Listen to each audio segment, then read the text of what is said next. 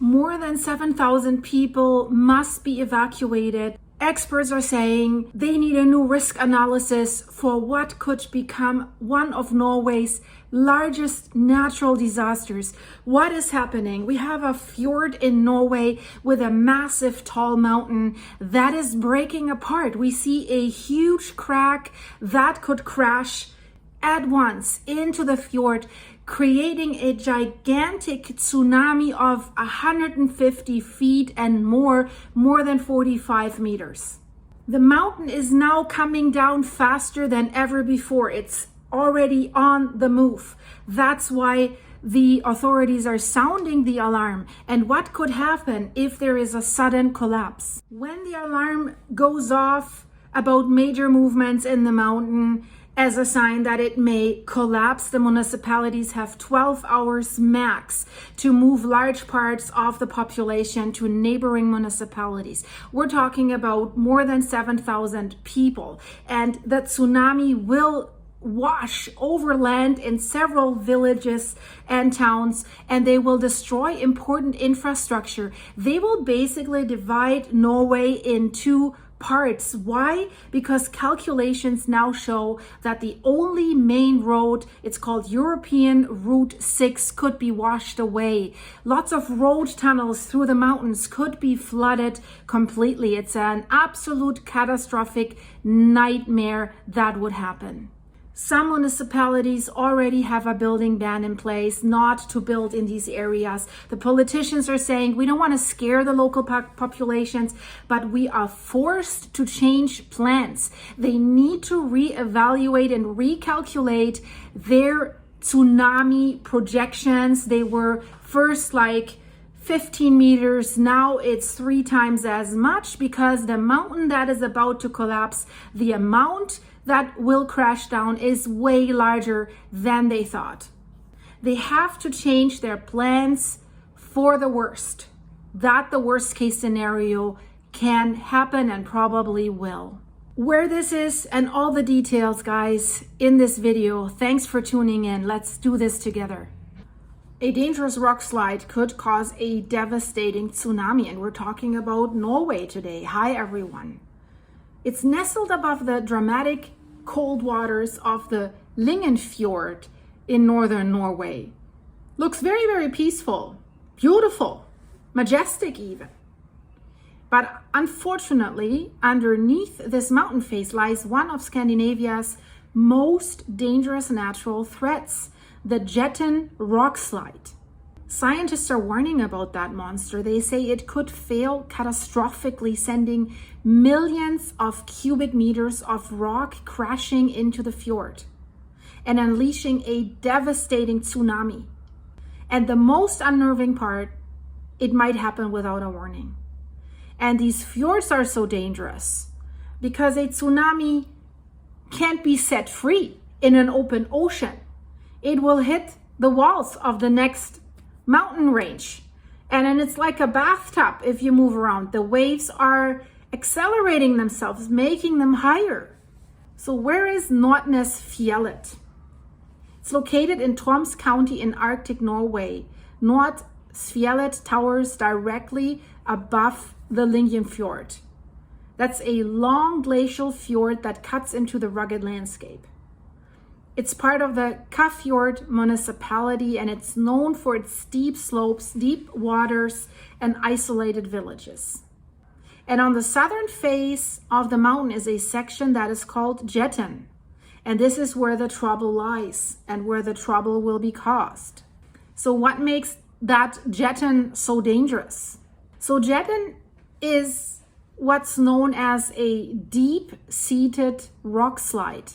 It's about 0.35 square miles or 0.9 square kilometers of unstable rock.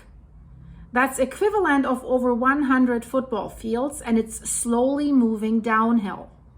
So you might think, okay, slowly moving downhill, is that a problem? Well, you remember Blatton. Well, if you don't remember that, check out my Blatton playlist because you have to see this. This was once in a millennium, this event that happened in Switzerland. The glacier was moving slowly until it didn't. And then it collapsed with rocks together within 40 seconds and buried the village of Blutten in a massive, massive debris cone. So here in Norway, scientists estimate that the volume of unstable rock could be between 5 and 17 million cubic meters, or 176 to 600 million cubic feet. That's the size of thousands of Olympic swimming pools coming down at once. So far, that mass is creeping downhill at an average rate of 1 to 5 centimeters per year, or 0.4 to 2 inches. That doesn't sound alarming for the unconditioned person. But for you guys, if you watch my videos more often, it is alarming. And in some areas, it has even speed up to 7 centimeters per year in recent times. So while that still sounds slow, that kind of movement deep within a slope is a red flag.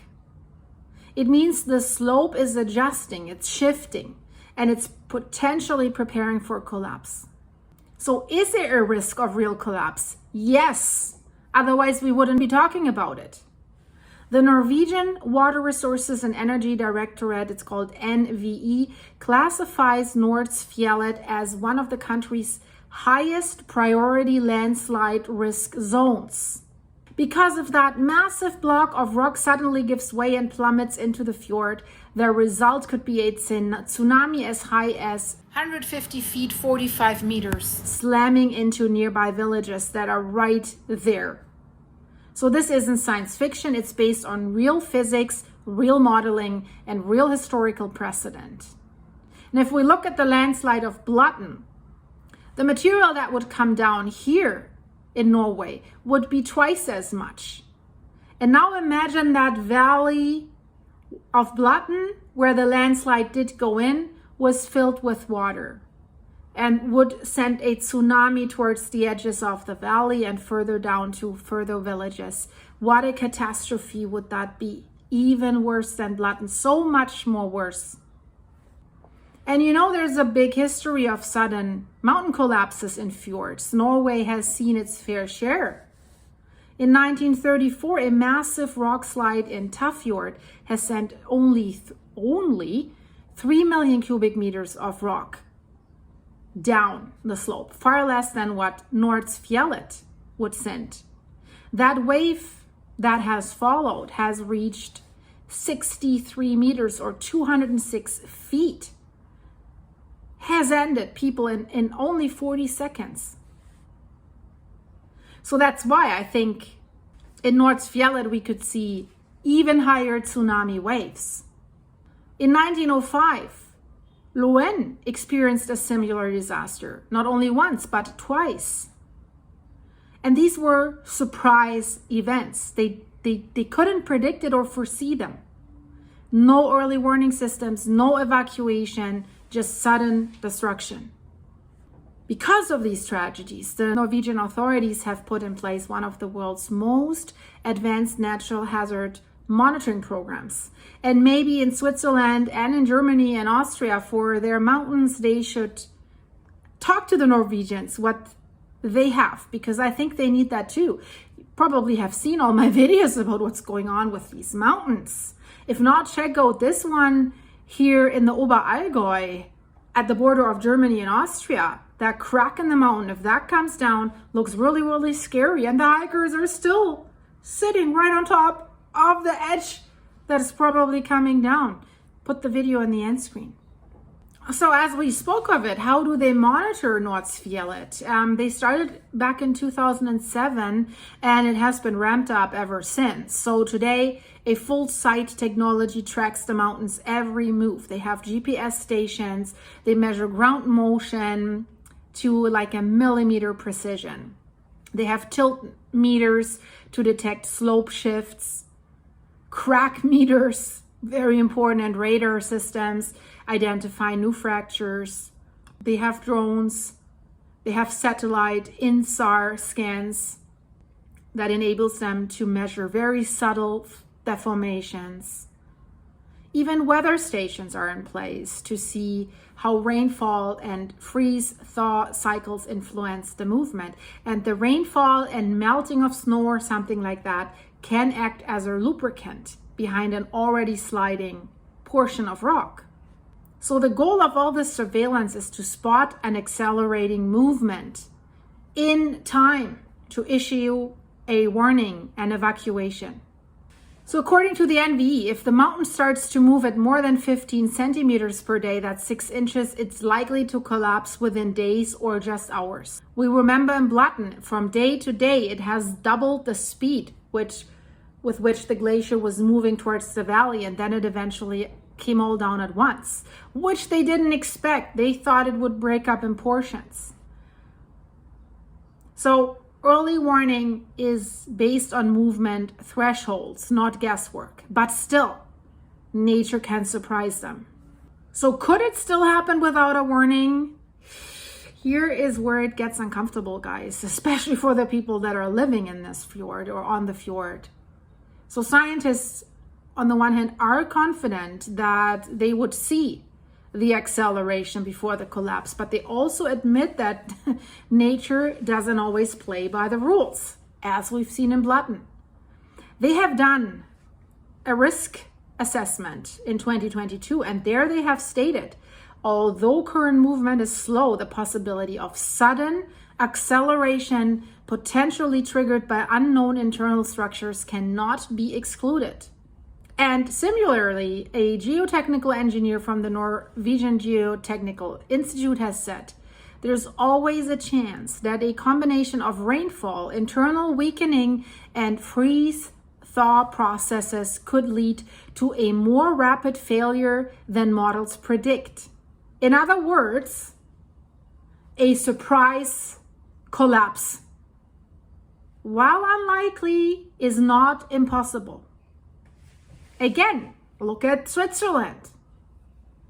So what could trigger a collapse? Several factors could destabilize the Jettan slide. Heavy rainfall causing water pressure buildup, act like a lubricant. Sudden snow melt, increasing pore pressure and act as a lubricant. Freeze-thaw cycles, opening new deep fractures where the ice is going away. A local earthquake, even a small one. Yeah, for sure.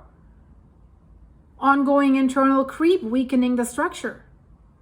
The slope, and we have to be clear of that, is already on the edge. One well-timed trigger in the right place could push it over. And now you might ask, okay, what happened if it collapses? Well, let's break it down. It's 5 to 17 million cubic meters of rock, up to 600 million cubic feet, fall into the Fjord. That mass will displace an enormous amount of water. It will not just land like in Blatten. So the models that the scientists have developed, they say local wave height near the impact zone up to 15 meters, 50 feet.